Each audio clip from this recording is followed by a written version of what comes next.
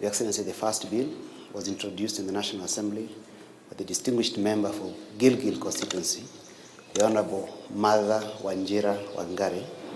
And the amendment of Section 5, Your Excellency, provides that the national government will establish birth and death registration offices in every sub-county.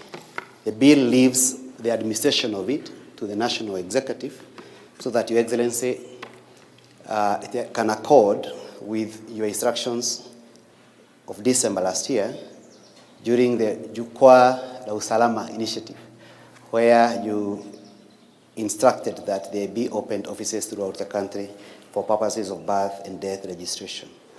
This bill actualizes Article 6, subsection 3 of the Constitution, which requires all state organs at national level to ensure that the services are accessible down to the people.